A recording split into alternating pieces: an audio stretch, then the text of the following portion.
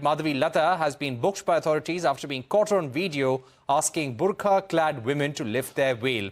A case was registered against her after complaints from opposition parties. The incident happened at a polling booth under the glare of police and election officials. Incidents of sporadic violence also reported from Andhra Pradesh. A sitting MLA of the YSR Congress party has also been caught on camera slapping a voter who was allegedly complaining about the MLA not standing in queue. The voter was seen retaliating against the MLA, following which his supporters attacked him.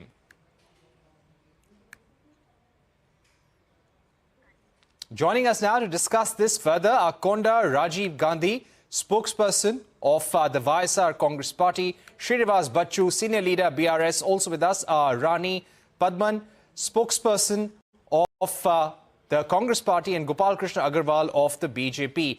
Let me begin with you, Konda Rajiv Gandhi, and this is about the situation in Andhra Pradesh. All right, I believe Konda Rajiv Gandhi will join us in some time from now. Srinivas Bachchu, if I can speak to you about Telangana, you have seen a drop in vote share to the extent of 14% over the last few years, especially since the last Lok Sabha election. Now, how has the loss of leaders like K. Kavita, who are in jail right now, they're not campaigning on the ground, how has that impacted your campaign? A very good evening to everyone. We don't think that Kavita ji is in jail. It's okay.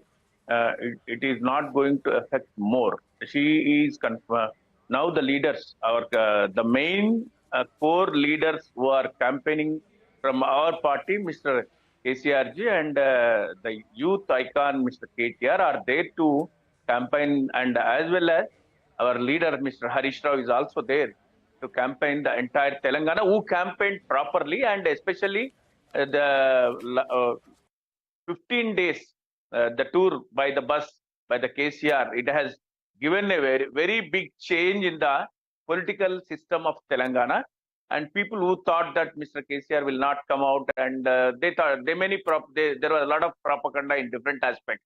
But the moment when he has come to the people, when he reached the people, and people has given a tremendous welcome to Mr. KCR, which was there in earlier, which is unexpected. The great gathering and great welcome has come to the KCRG Bus Yatra, and it is, we don't think that definitely there is a Kavita ji is confined to Nizamabad. She is also a campaigner for us, but unfortunately this BJP, to overcome that, there is an alliance between BJP and BRS, and they arrested our leader, and we hope she is going to get the bail soon. And the percentage which is less than earlier, it is only due to the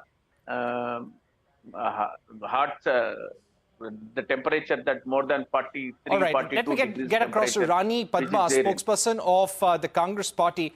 Rani Padma, it is being said that the BJP, the BRS, they are focusing on unfulfilled election promises within the first 100 days of the Congress government in Telangana. How confident are you that the victory in the assembly elections could be repeated in a strong show in the Telangana Lok Sabha election? 17 seats up for grabs in Telangana. Yeah, it's Parikshit, it's very unfortunate for the BRS and the BJP to question Revant Reddy's government within 100 days of his forming the government, that they have not fulfilled the promises. In 10 years, what the promises were made by the BRS governments were not fulfilled, but they are not willing to come clean on that or issue a white paper on that. Why are they after Revant Reddy's government in just less than 3 months? They were after him that he has not fulfilled. Though he has come out and said that okay, within before the August 15th, he is going to waive off the loans up to 2 lakhs of the farmers. People should know that government first, when it is formed, it takes time for the organization to actually kickstart. But still, being Revant Reddy, as he is very efficient in his organization skills and he has been trained by, of course, I should not be saying that, but he was trained by the the most efficient admin in the South India, that is Chandrababu Naidu. So we should be less assured that he will fulfill whatever he has promised, and Rahul Gandhi ji is for farmers and is for the people's welfare. So this is our Nyay Patra which we have issued for the people, and we are fighting on the people's issues. So let the BRS and the BJP keep hooting their whatever propagandas which they have been they are running against the Congress party and the Revant Reddy government. Okay. We are cool and composed, and we are going to do what we have promised for the people, because it matters for us is the people's happiness, not what the BRS and the BJP is saying. We are focused on the people. People are our priority. All right. Okay, let me go across Rani Padma to Gopal Agarwal of the BJP. Gopal Agarwal, the BJP had won 4 seats in Telangana out of 17 in 2019. Both Telangana and Andhra Pradesh are now crucial to the party's fortunes in the south. Elections in the rest of the southern parts is over. Give us a sense of how confident are you of increasing your seat share above the 4-seat tally that you got in 2019? Parikshit, today also Prime Minister has said in his lectures, in his election rally, that if you look into the south, there is a big wave for BJP. There is a big support, whether it is Telangana or Tamil Nadu or even Kerala for that matter, Andhra Pradesh. There is a people who want a change. They have seen how the North India has performed, states where North India, where BJP governments have been there, how the penetration of government schemes has gone down to the last route, to the last person, to the targeted way. And they have seen how the growth is taking place, whether it is Uttar Pradesh or other states. So there is a big support for the Bharatiya Janata Party in the south. We had seen whether the election rallies you see, whether the road shows that you see, and we have several very promising leaderships which are coming out. And we some time back before the state elections in Telangana, we had our national executive in the Hyderabad, and there every central leader had to, the Prime Minister had planned that they will stay to each constituency for 3 days. We all stayed there in different, all the 119 constituencies in Telangana. We saw at the ground level, there was a big support, but at that time our organization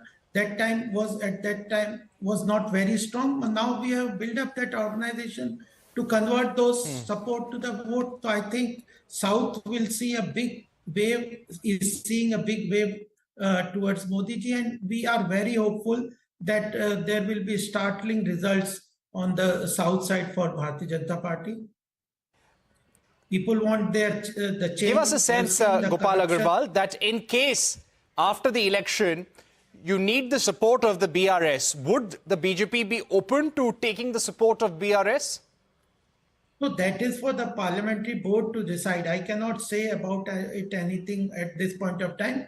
But at present, we are very confident that whoever our pre-poll alignment, pre-poll NDA Parivar is doing very well in all the states, and we are going to very comfortably form the government. So any other new alliance at this point of time, I don't think is the matters at this point of time, but it's a parliamentary party, and post-election, whatever they decide, it's not I can comment at this point. Okay, so it's a post-election scenario. You're not ruling it out.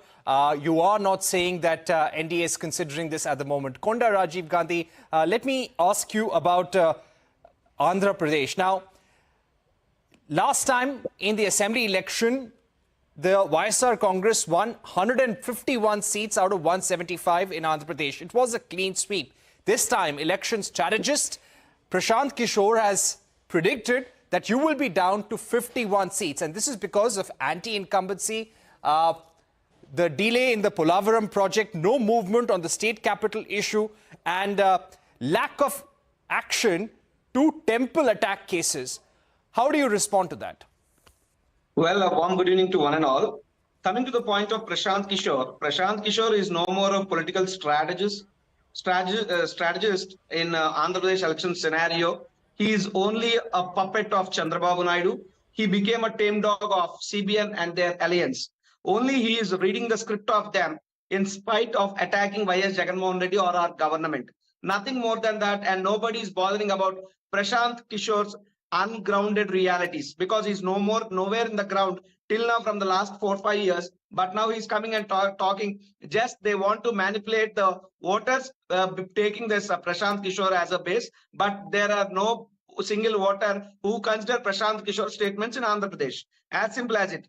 We are going to repeat the history of 2019, and we're going to get more seats than 151 definitely, as our leader gave a target of 175 out of 175 seats and 25 out of 25 parliament seats. We have worked in such a manner. Our government is a people's government which worked with honesty and transparency and delivered the welfare and development in war foot lines in Andhra Pradesh in the past 5 years, in spite of COVID also.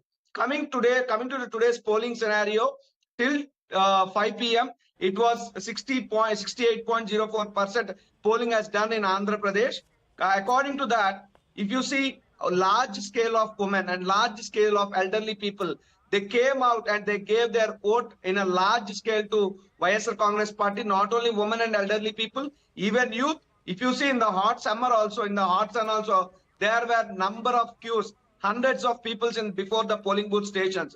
I am telling you, the decided victory of YSR Congress Party is decided already. We are going to see or achieve a landslide, tremendous victory in Andhra Pradesh. Because of that, TDP started creating a ruckus, and TDP started finding their reasons for the. All right. Let me get in a word from Gopal Krishna Agarwal of the BJP to respond to you. So, Gopal Krishna Agarwal, here you have the spokesperson of the YSR Congress extremely confident of repeating their good show. 25 seats in Andhra Pradesh, it's no small number. The YSR Congress won 22 last time around. How do you think the alliance of the NDA, BJP, TDP and the Jana Sena will work out in this election? And what do you think makes you most confident right now?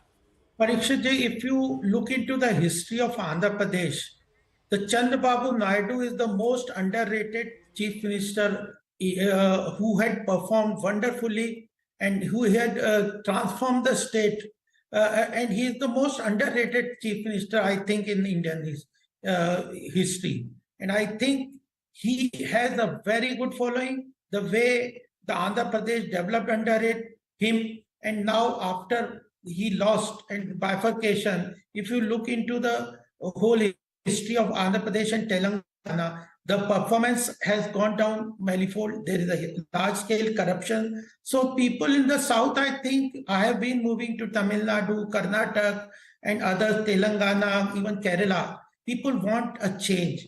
They have very clearly want that there has to be a change. They have to get rid of the corrupt governments, whether it is DMK in Tamil Nadu or YSR in the Andhra Pradesh, or the VRS in where they had seen, and now Congress in a short span. They have seen that they have been completely bogged down by corruptions. They have not been performing on the way earlier government under Andhra Pradesh. Let me get in one more comment each.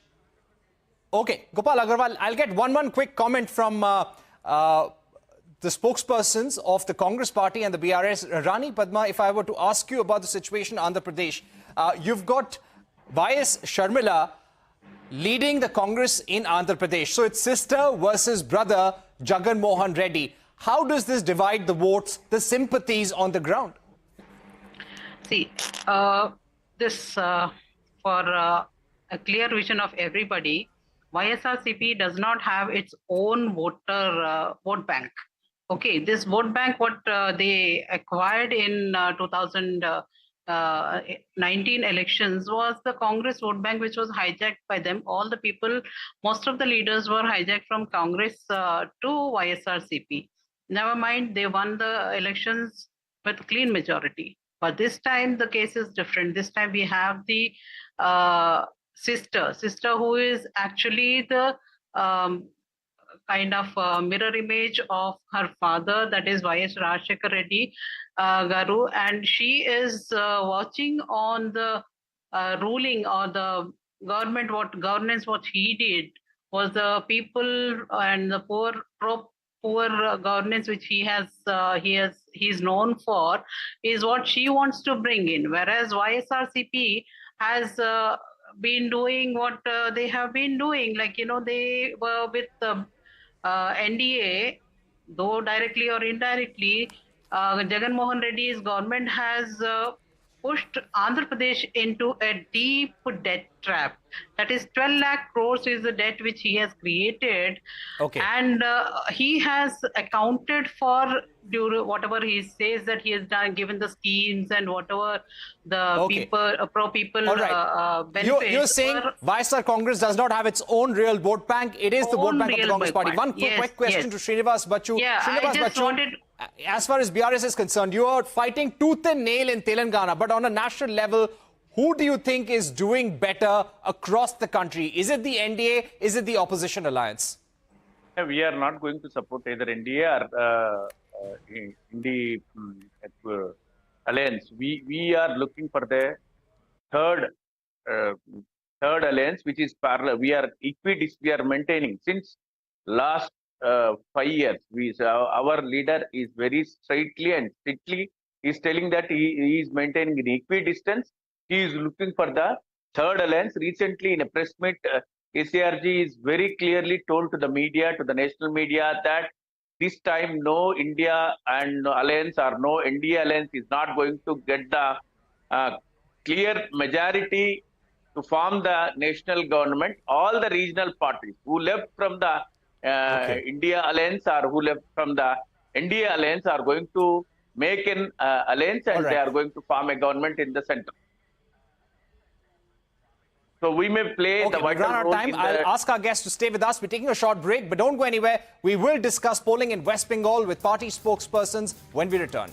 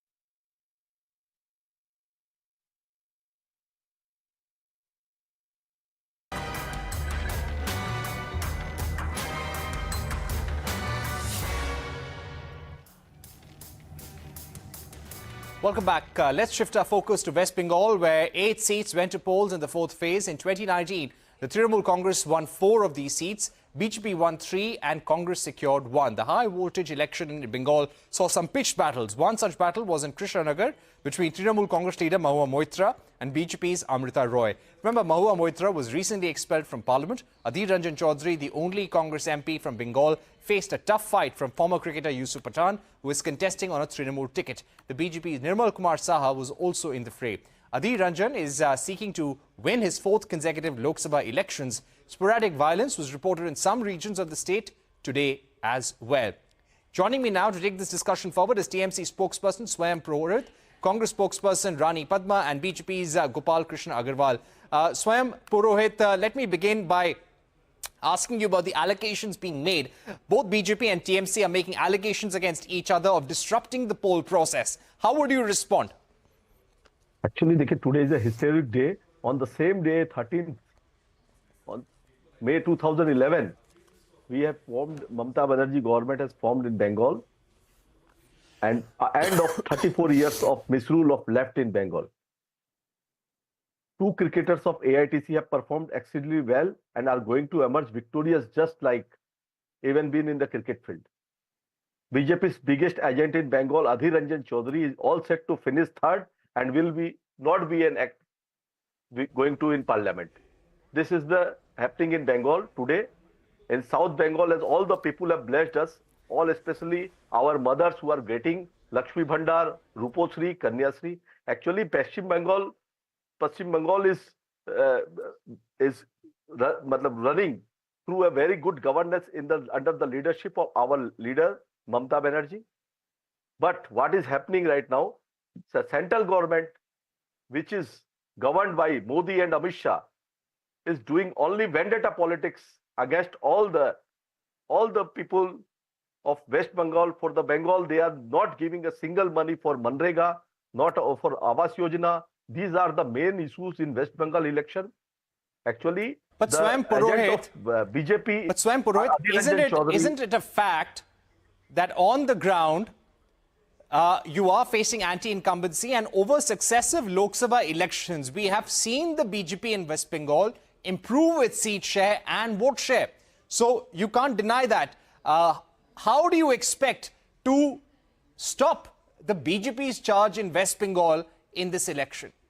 See, Mr. Luthra, actually what BJP is doing, they are doing only here in Bengal is Hindu-Muslim, this type of agenda they are bringing in Bengal. Some are eating fish.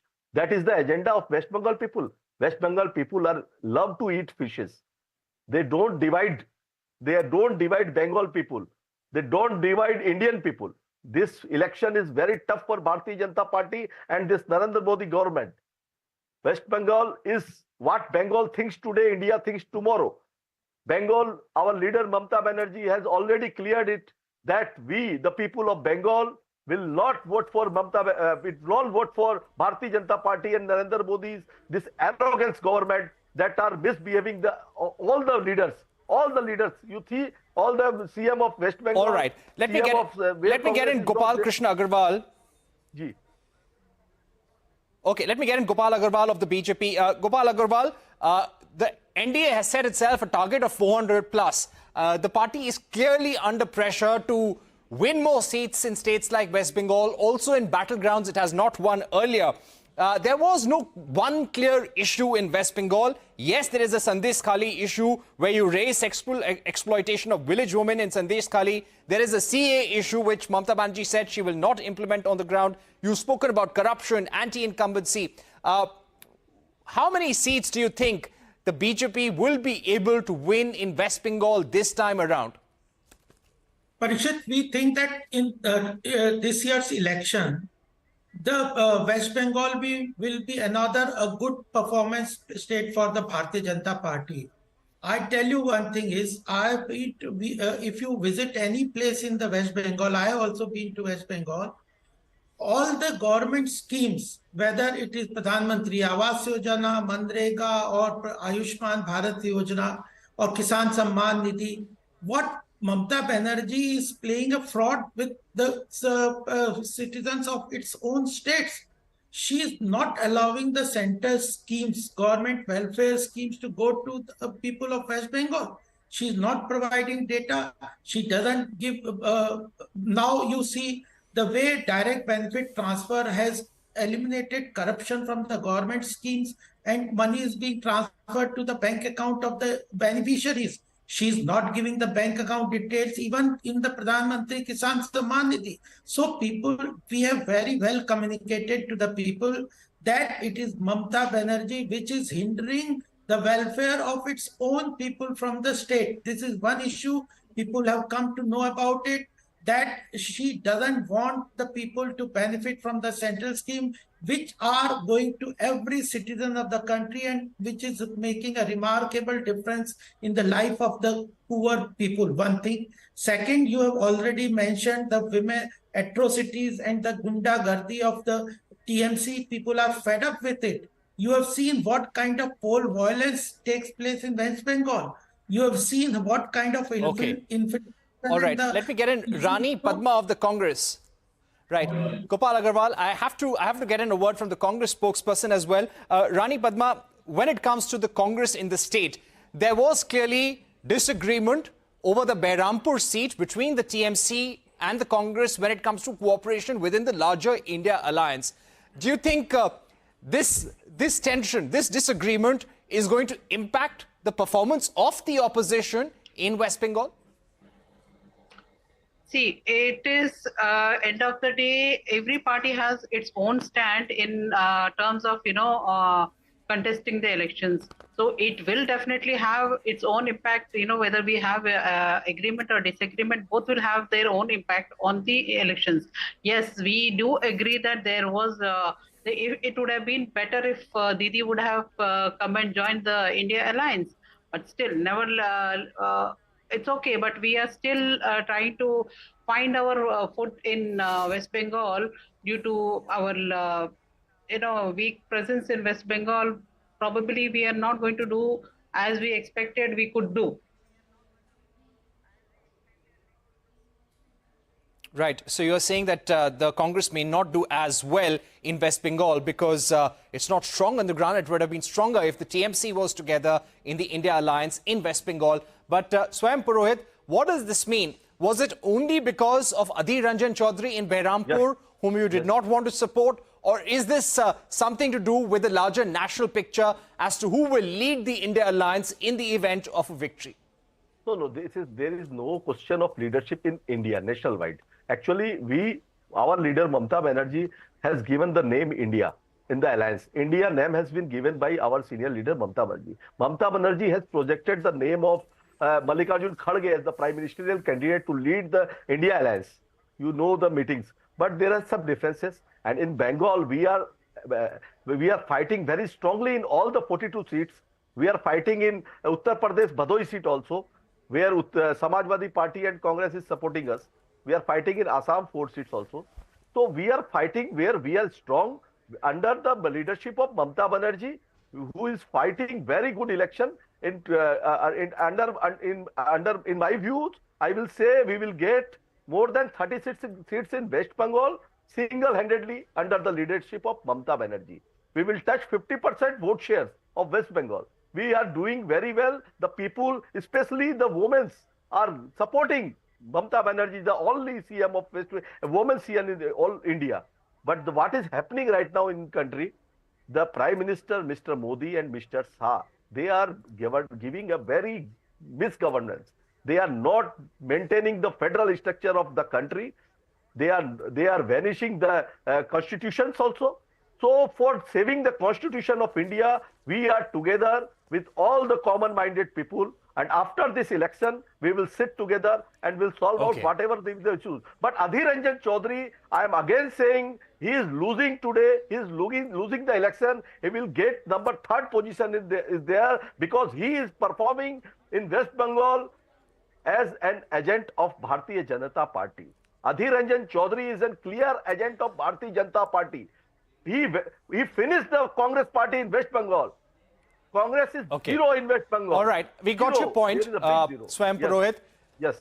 And Adhir Ranjan Chaudhary has been winning this Behrampur seat in West Bengal since 1999. He's looking for a 6th consecutive term this time around. We are going to wrap this session, but we must also remember the BJP will be facing some challenges in seats like Asansol, where S.S. Ahluwalia of the BJP is against TMC's Shatrughan Sinha. Shatrughan Sinha was earlier a BJP leader. On the other hand, in Bardhaman, you've got Kirti Azad fighting on a TMC ticket. Kirti Azad used to be a BJP leader. So let's see what happens in these seats. It's not so easy as well as the BJP may be saying. With that, it's a wrap on our special broadcast. More news and updates continue right here on CNBC TV18.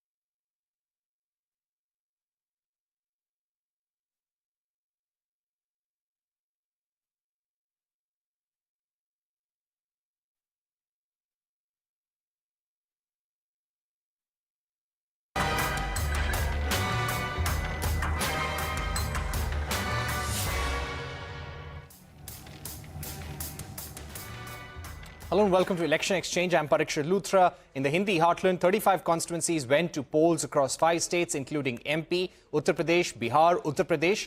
The Samajwadi Party is fighting to retain its bastion with Akhilesh Yadav in the fray. In Madhya Pradesh, 8 constituencies, including Indore, voted today. The Congress candidate has withdrawn from Indore and the party has been asking Indore citizens to vote none of the above in Bihar. 5 seats went to polls today, including Begusarai, where Union Minister Giriraj Singh is seeking to win his 3rd Lok Sabha election. Kanhaiya Kumar was in Begusarai to cast his vote. He lost to Giriraj Singh in the 2019 elections. This time, Kanhaiya Kumar is a Congress candidate from Delhi. 5 seats in Chhattisgarh and 4 in Jharkhand also voted today. Santya Gora joins us now from Samastipur. Santya, how has polling been in Bihar so far? So polling took place on 5 seats in Bihar in the 4th phase. These seats are Munger, Samastipur, Darbhanga, Begusarai and Ujiarpur. Talking about the key candidates, MOS home Nityanand Rai, who is the sitting MP from Ujiarpur. He has won from Ujiarpur on 2 occasions. He is once again contesting from Ujiarpur on a BJP ticket and is facing India Alliance's Alok Mehta. Another key candidate is Giriraj Singh, Union Minister Giriraj Singh. He is the Minister for Rural Development of India. He won in 2019 from Begusarai against then CPI candidate Kanhaiya Kumar. Giriraj Singh is infamous for his multiple communal and divisive statements. He's facing anti-incumbency and is banking on Modi factor to get voted this time. Other than that, Samastipur is another important seat, and both the candidates of India Alliance and NDA are children of JDU leaders. Talking about the election issues for all these 5 seats, unemployment and inflation are the big election issues. Nationalism and Modi factor are also going to be the deciding factors. But the most crucial factor, sadly, is going to be the caste dynamics. Whichever side got that dynamics, that order correct, that is the side which is most likely to emerge victorious. And joining me now to take this discussion forward is political analyst Sajjan Kumar. Thank you for joining us on the program today. Sajjan Kumar, let me start with Uttar Pradesh. There were seats here which were the strongholds of the Samajwadi Party and the BSP. The BSP has made this contest triangular. Who do you think will benefit as a result of this triangular contest in these seats in Uttar Pradesh going to polls today? The answer is obvious that it's going to benefit the BJP. Reason being that in the last Lok Sabha election 2019, if you see, despite the relative decline of Mayawati, she's still in command of around 10 to 12% of the votes, which is committed to Mayawati, emotional votes as belonging to her caste constituency, that is Jatav and Chamar's votes. So that 10 to 12% votes, which was there with Samajwadi Party last time in 2019, is not with him. So that is why this is one factor that would be making the fight for Samajwadi Party a bit difficult compared to 2019. Another factor, if you see, this round of voting is it starts from the parts of the Gangetic belt up to the Awadh region, wherein another Dalit community, that is besides the Jadavs, you have the Parsis community, who are next most populous community, and they already have more inclination, non-Jatav Dalits, towards the BJP. So that way, if you think, despite all the talk of caste, community and election being localized compared to the earlier expectation, the arithmetic, the mathematics and both the chemistry is more inclined slightly towards the BJP, and then then you factor in the organizational and the leadership factor. I mean, there are many talks other way around, but if you keep the 10% minus votes from the Samajwadi Party and the opposition kind of arithmetic, and then you think about the relative advantage that BJP has in terms of leadership and the organization, certainly this phase is going to be slightly beneficial to the BJP. All right. If we speak about the 8 seats that are going to polls in Madhya Pradesh, do you feel that there will be possibly a tight contest in some of the tribal seats and the scheduled caste seats in Madhya Pradesh? Scheduled caste seats, again, that's very difficult because Madhya Pradesh, only the scheduled caste who have attraction is basically in the Chambal and Bundelkhand region, and there in BSP always acts as a spoiler for the Congress, and that was visible in the last assembly election also, despite much hype. About the tribal seat, the only one seat wherein we are witnessing, as per the ground input, a close contest is Dindori Mandla seat, where from the Fugan Singh Kulastya, a veteran BJP tribal leader, is there. But otherwise, I mean, given the ground differential, I mean, the way the BJP in grip of the situation. So despite all the narrative in Madhya Pradesh, we are witnessing and we are expecting a kind of near replica of the 2019 kind of a verdict. And in this phase also on the ground, we do not see, I mean, this is more kind of a narrative that emerged once the electoral process started, but we do not see the kind of organizational strength and the kind of the pull factor wherein there is always a kind of disgruntlement on account of the local factors. But mind it, in Madhya Pradesh, the organization of BJP, along with the Modi factor, that is a stronger pull factor, which is pro-incumbency. So to convert that in favor of the Congress, you need leadership, organization, wherein you convince the people to cross the threshold and vote for the Congress. And that sort of a momentum we see lacking in the Congress camp. So too much microscopic focus on some of the local narrative is not enough for the voters to cross the threshold and vote for Congress. And that is why, despite one seat, we do not see BJP facing much of a challenge. And therefore, the overall analysis, we see that again, Madhya Pradesh repeating a 2019 kind of a tally. Just speaking about Jharkhand for the moment, Hemant Soren, the leader of the JMM, is in jail and he has sought bail, citing the bail for Arvind Kejriwal as well. Do you think there could be some sympathy in his favor? There have been arrests of major political leaders, such as, of course, Arvind Kejriwal, K. Kavita of the BRS as well, Hemant Soren. Do you think that is a sentiment that will play on the ground as something that we'll have to watch out for?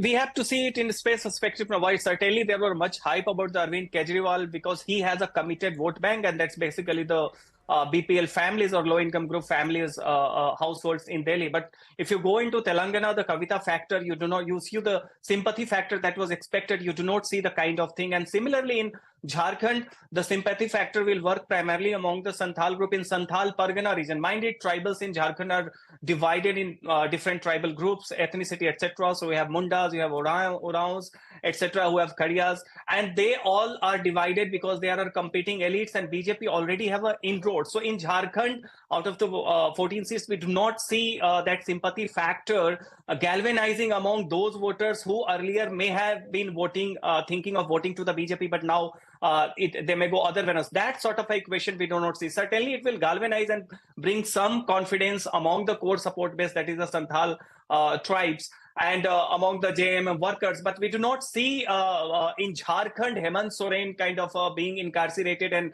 appealing for coming out on the president of Arvind Kejriwal. That sort of changing the equation on the ground. Mind it, if I say about Delhi also. In Delhi also, there is much hype, but we are in Delhi, we have conducted, the ground study. And in the Lok Sabha election, while there is much enthusiasm, there is much media optics, but Kejriwal coming out has galvanized the Aam Aadmi Party voter, and we see a kind of a social media kind of attraction increasing and opposition getting momentum. But on the ground, you have to factor in, is there a significant chunk of voters who earlier was confused or may have not been voting for Aam Aadmi Party, and because Kejriwal has come out, and therefore it will act as an impetus to change sides. Now, we know that that sort of equation is not working. 40% of the Purvanchali voters who constitute... One final question to Bihar. Yeah, Sajan, one question quickly about Bihar. We're seeing 5 seats in Bihar going to polls. Begusarai is one where Giriraj Singh is contesting from.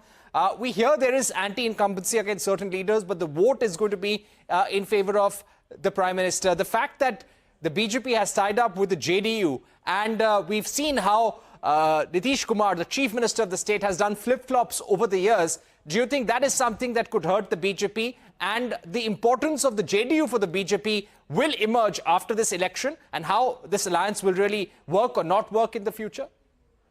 Yeah, certainly Bihar is an interesting state because besides Maharashtra, we are witnessing Bihar is one state wherein BJP tally may take slight dip, not significant dip as we may encounter in Maharashtra.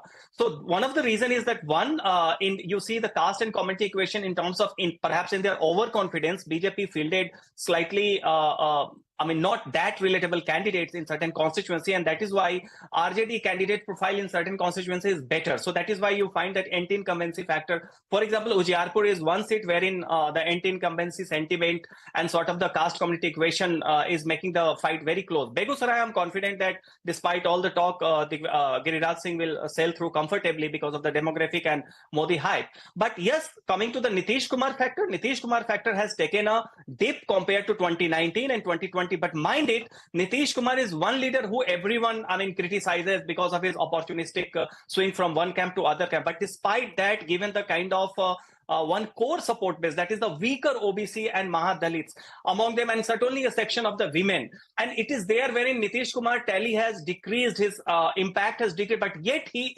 gives a directional clarity. Whichever side he switched to, you find that sort of a weaker OBCs and Mahadalits and a section of the women, they switch over that side. So to that extent, he certainly not a burden, but certainly the kind of swing factor he used to bring to the ally, his is not that capable, still his impact is crucial for BJP. And that is why I think until Nitish Kumar is there, unlike UP, wherein the non-Yadav OBCs, that is weaker OBCs and non-Jatav Dalits, have returned to BJP, have been a BJP core base. All right, Bihar Sajan. still BJP is dependent upon Nitish Kumar. Yeah. Okay. Sajan, we've completely run out of time, but we thank you for joining us on the program. We're heading into a short break, but on the other side, we discuss Maharashtra polls with Sudheer Suryavanshi, a senior journalist and author. We'll also ask him about the terrible dust storm and its impact on Mumbai and Maharashtra elections as well. That's coming up after a break.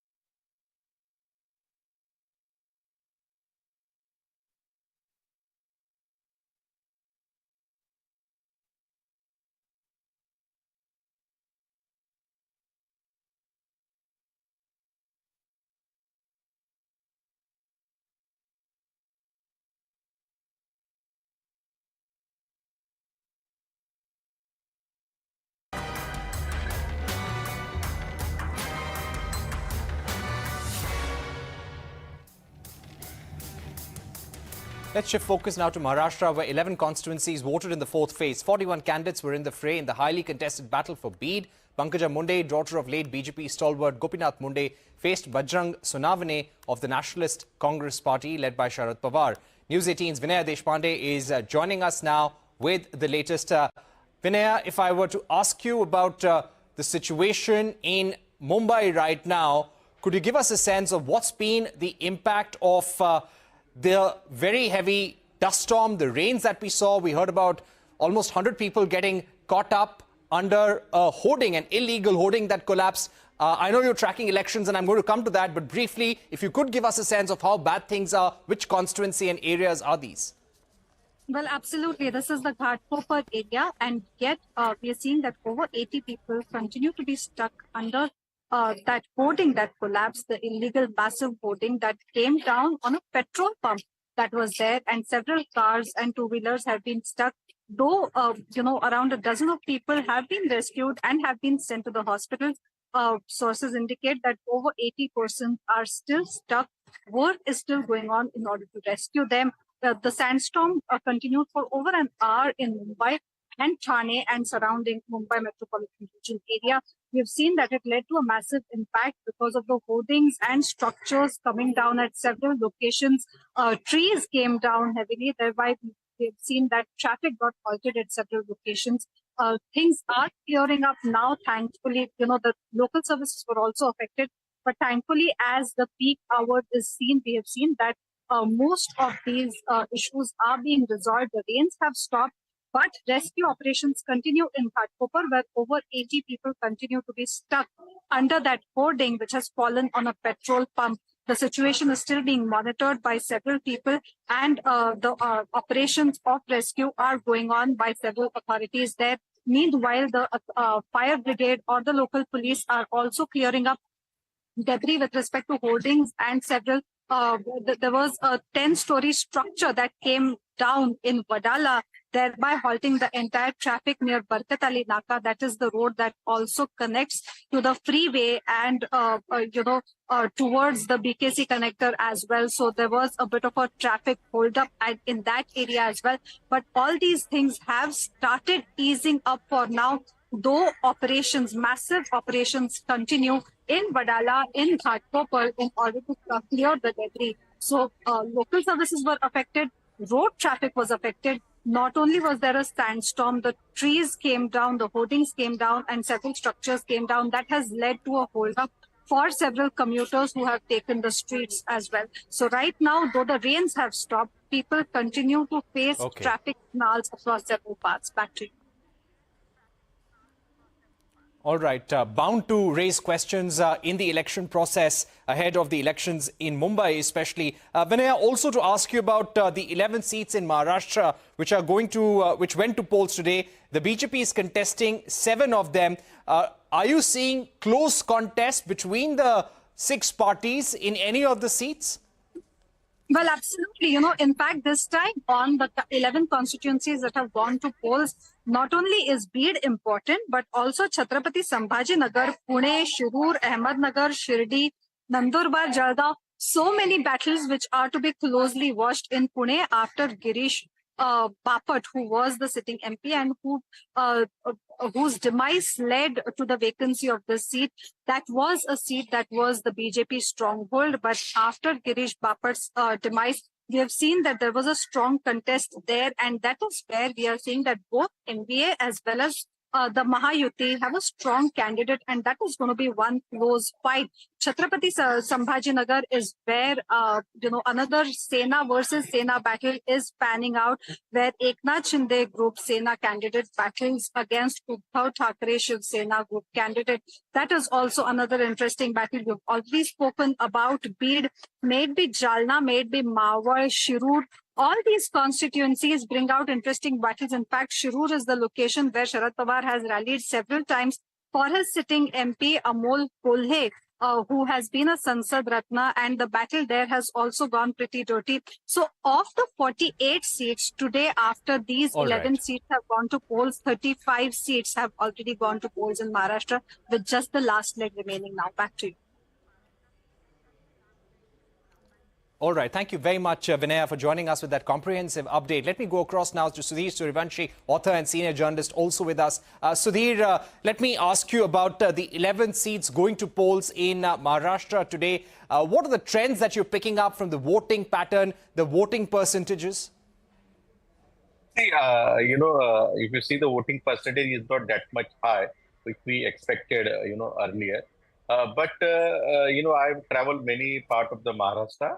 Initially, in the 3 phases of the Lok Sabha election, there was no that much excitement, and we were feeling there is no, hava also in this election.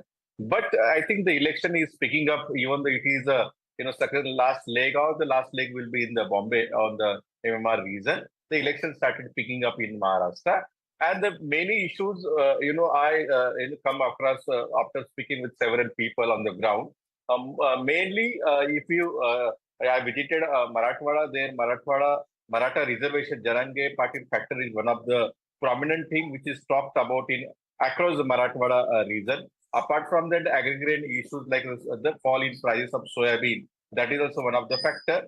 And if you go to the Jalgaon and the Ravet Lok Sabha constituency, Jalgaon, if you know, aware that Jalgaon, particularly that Ravet belt, is known for the banana production, and that banana issue is also one of the factor. Other part in Nandurbar and the Jalgaon, the cotton growing farmers are their issues are also still there. So many in this election prediction, the fight is bipolar, but the issues are multi issues are there. Several factors has been affecting this election, and several factors has been working at the several level in this election. So it's very tough to say. As Vinaya said, who will win or who will lose in this election. It's a very, very close contest. But what I can see, BJP is putting all their effort to retain the seat, because the challenge before the BJP is to retain the whatever seat they have today. And on the other hand, the opposition Mahavikas Agadi wants to snatch all these seats.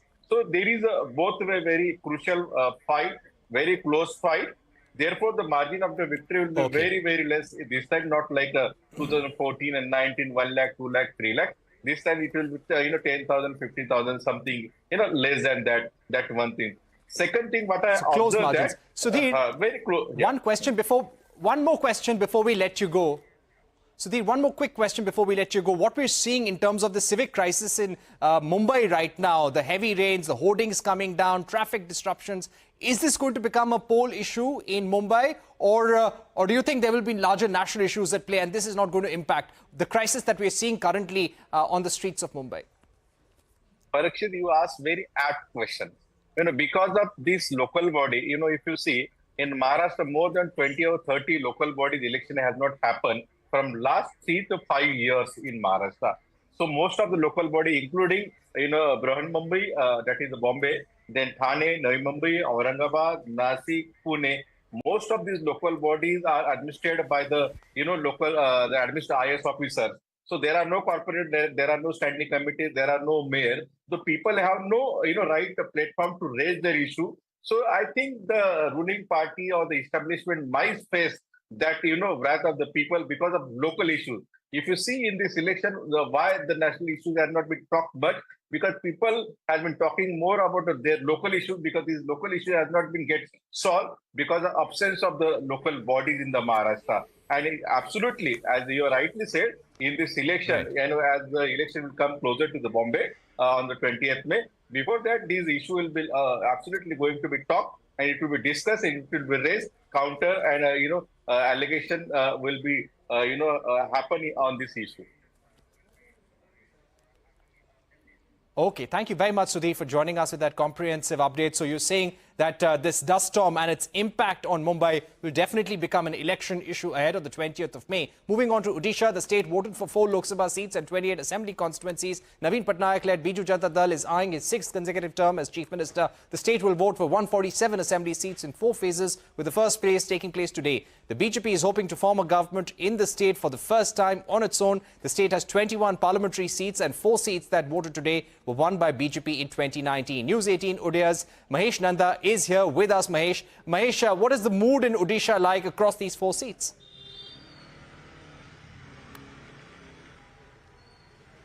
देखिए, ओडिशा में जो पहली चरण जो मतदान आज शुरू हुआ है, यहाँ पे 4 लोकसभा और 28 विधानसभा के लिए चुनाव हुआ था। लेकिन यहाँ पे आप देखेंगे, मैं ब्रह्मपुर पार्लियामेंट्री कॉन्स्टिट्यूएंसी पे हूँ और यहाँ पे जो आप देखेंगे तो बीजेडी की तरफ से जो प्रदीप पाणिग्राही है और बीजेपी की तरफ से भृगु बख्शीपात्र है। यहाँ का इंटरेस्टिंग बात है, जो भृगु बख्शीपात्र कैंडिडेट है बीजेडी का, वो था बीजेपी का स्टेट बीजेपी का वाइस प्रेसिडेंट, और बीजेपी का जो कैंडिडेट है प्रदीप पाणिग्राही, वो था बीजू जनता दल का ये जो गंजाम डिस्ट्रिक्ट प्रेसिडेंट था। लेकिन अभी वो जो क्या चेहरा बदल गया है, लेकिन वो जो बीजेडी बीजेपी वो दोनों तरफ से यहाँ पे फाइट हो रहा है।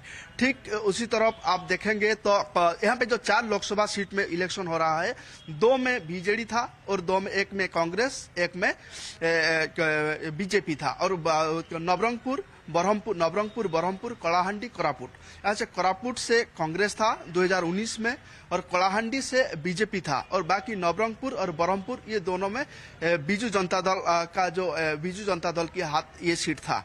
लेकिन अभी ये क्या हुआ है, जो अभी जो सिचुएशन है, ओडिशा का मूड क्या है जो आप पूछ रहा है, यहाँ पे ब्रह्मपुर के बारे में बोलना चाहूंगी कि यहाँ पे बीजेपी और BJD neck to neck fight हो रहा है लोकसभा सीट में। क्योंकि यहाँ पे आप देख रहे हैं, प्रधानमंत्री भी आए थे ब्रह्मपुर जो प्रचार करने के लिए। नवीन पटनायक भी यहाँ पे जो रोड यहाँ पे भी प्रचार करने के लिए आया था, क्योंकि ये गंजाम है, जो गंजाम डिस्ट्रिक्ट है, ये गंजाम डिस्ट्रिक्ट ये जो है ये नवीन पटनायक और साथ नवीन पटनायक का भी कॉन्स्टिट्यूएंसी है, क्योंकि वो उनका पार्लियामेंट सेगमेंट में जो नहीं है, आसपास सेगमेंट में है, तो फिर भी उनका जो गंजाम डिस्ट्रिक्ट में है, हिंजली से और कॉन्टेस्ट कर रहा है। जी हाँ महेश, मैं समझ सकता हूं। बहुत बहुत शुक्रिया हमसे बात करने के लिए। हमारे पास समय खत्म हो गया है। Jammu and Kashmir's Srinagar also went to polls during the fourth phase. This is the first major election in Kashmir since the abrogation of Article 370. Srinagar has been a key stronghold of the National Conference. Party President Farooq Abdullah won the seat in 2019 by 70,000 votes. This time there's a three-way contest between the National Conference, Mehbooba Mufti's PDP and the Jammu and Kashmir Apna Party. However, there is no BJP candidate in the fray. Srinagar surpassed last election's voter turnout despite low overall numbers. With that, it's a wrap on this edition of Election Exchange. News continues on the other side.